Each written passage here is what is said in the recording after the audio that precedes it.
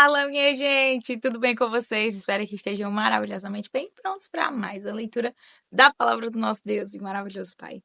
Hoje estaremos lendo o capítulo 13 e 14 de 1 a Crônicas. E leremos também o capítulo 1 de Tiago e estaremos também lendo o capítulo 8 de Amós e o capítulo 3 de Lucas. Nessa ordem. Antes de iniciarmos mais uma leitura, vamos ao momento de oração. Fecha teus olhos. Deus soberano e fiel, gracioso, santo, justo. Deus, como nós te amamos e te somos gratos pela tua bondade, pela tua misericórdia, pelo teu cuidado, os livramentos, ó Deus, pela tua provisão, por ser um Deus tão bondoso, tão gracioso e nos ajudar a amar o Senhor, a temer a ti, a de fato te servir com fidelidade, com integridade. Te pedimos perdão quando falhamos, ó Deus, em sermos fiéis a Ti e pecamos contra o Senhor. Nos perdoa, Deus, por entristecer o Teu Santo Espírito, desonrar o Senhor e te provocar a ira. Nos ajuda, ó Deus, a reconhecermos as nossas falhas, nos arrependermos do pó e na cinza. Que o Senhor nos dê a graça de sermos obreiros fiéis, justos, segundo o Teu coração. É assim que oramos a Ti. E pedimos que o Senhor fale aos nossos corações, nos dê a graça de entender aquilo que iremos ler e o que iremos ouvir a respeito do Teu Evangelho. Que o Senhor nos ajude a reter esse conhecimento e que Teu Espírito Santo nos relembre todos os dias, constantemente, sempre que necessário, Pai, para que venhamos guardar com um bom depósito a Tua palavra em nosso coração, para que não venhamos pecar mais contra o Senhor. É assim que oramos. E desde já te agradecemos em nome do teu Filho amado Jesus Cristo, que sangrou em nosso favor. É assim que oramos. Amém e amém. Capítulo 13 do livro de 1 Crônicas. Davi consultou os capitães de 1000 e os capitães de 100 e todos os chefes. E então disse a toda a congregação de Israel: se vocês acharem por bem, e se isso for da vontade do Senhor nosso Deus, enviemos depressa mensageiros a todos os nossos outros irmãos em todas as terras de Israel, e aos sacerdotes e aos levitas com eles nas cidades e nos seus arredores, para que se reúnam conosco. E então vamos trazer para o meio de nós a arca do nosso Deus, porque nos dias de Saul não nos valemos dela. Toda a congregação concordou em fazer assim, porque isso pareceu justo aos olhos de todo o povo. Davi reuniu todo o Israel, desde Sior, do Egito, até a entrada de Ramate, para trazer a arca de Deus de Kiriat-Jearim. Então Davi, com todo Israel, foi a Baalá, isto é, a Kiriat-Jearim, que fica em Judá, para de lá trazer a arca de Deus, diante da qual é invocado o nome do Senhor, que se assenta acima dos querubins. Puseram a arca de Deus numa carroça nova e a levaram da casa de Aminadab. Uzá e Aió conduziram aquela carroça. Davi e todo Israel se alegravam diante de Deus com todas as suas forças, com cânticos, com harpas, liras, tamborins, símbolos e trombetas. Quando chegaram à eira de Quidom, Uzá estendeu a mão para segurar a arca, porque os bois tropeçaram. Então a ira do Senhor se acendeu contra Uzá e o feriu, por ter estendido a mão para segurar a arca. E ele morreu ali diante de Deus. Davi ficou irado, porque o Senhor havia irrompido contra Uzá, e chamou aquele lugar de Pérez Uzá, até o dia de hoje. Naquele dia, Davi teve medo de Deus e disse: como poderei trazer a arca de Deus para junto de mim? Por isso, Davi não trouxe a arca para junto de si, para a cidade de Davi, mas fez com que fosse levada para a casa de Obed-edom, o geteu. Assim, a arca de Deus ficou com a família de Obed-edom durante 3 meses, e o Senhor abençoou a casa de Obed-edom e tudo o que ele tinha. Capítulo 14.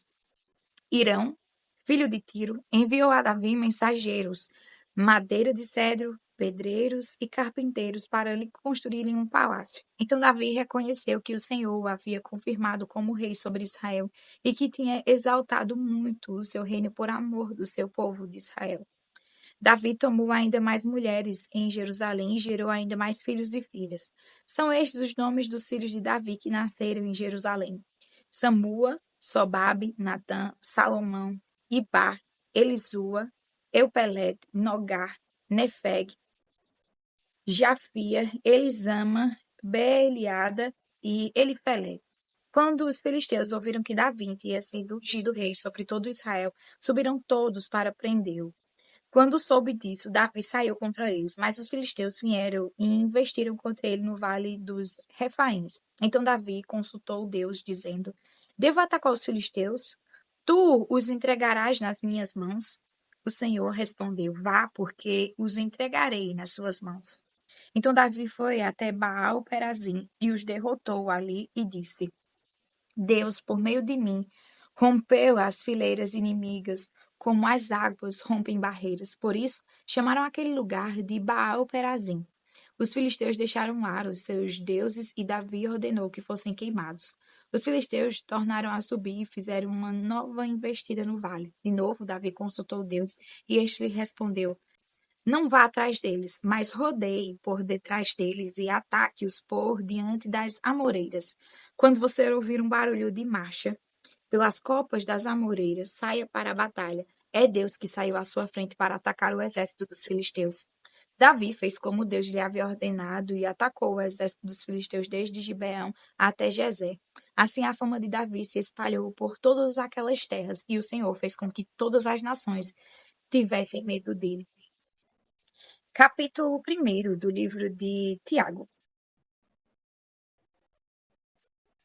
Tiago, servo de Deus e do Senhor Jesus Cristo, as 12 tribos que se encontram na diáspora, saudações. Meus irmãos, tenham por motivo de grande alegria o fato de passarem por várias provações, sabendo que a provação da fé que vocês têm produz perseverança.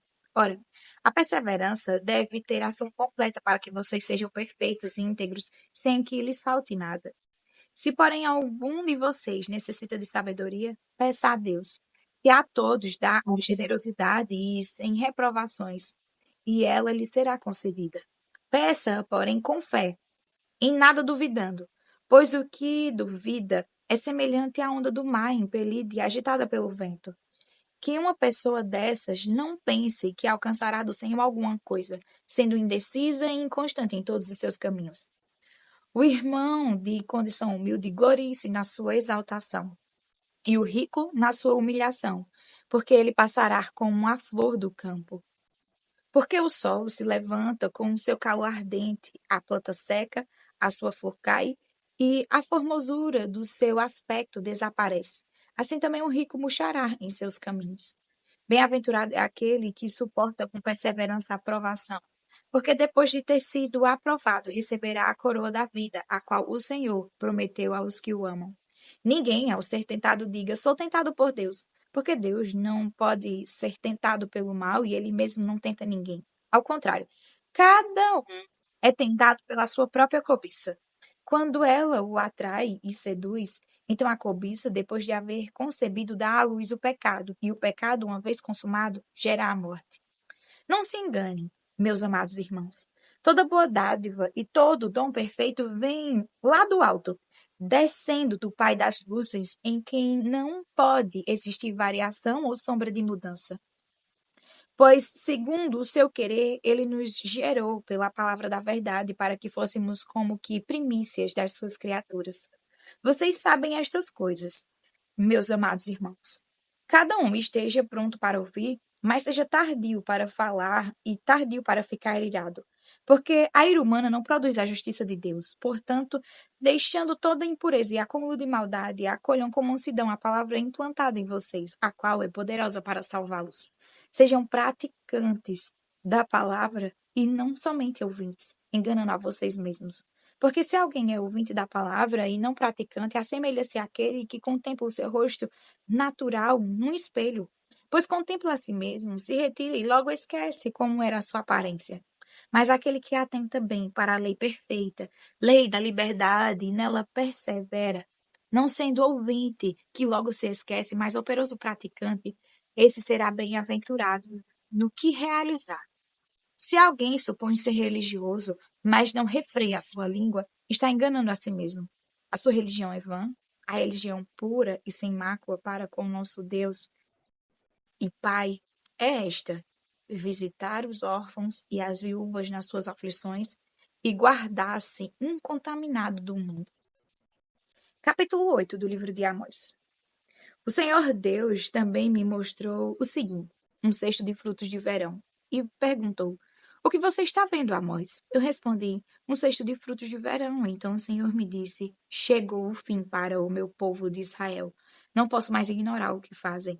Naquele dia, diz o Senhor Deus, os cânticos do templo serão gritos de dor. Muitos cadáveres, cadáveres jogados por toda parte. Silêncio.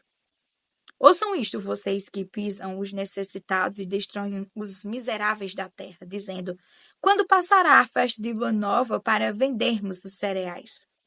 E o sábado para abrirmos os celeiros de trigo, diminuindo a quantidade, aumentando o peso e enganando com balanças desonestas, para comprarmos os pobres por dinheiro e os necessitados por um par de sandálias, e vendermos o refúgio do trigo.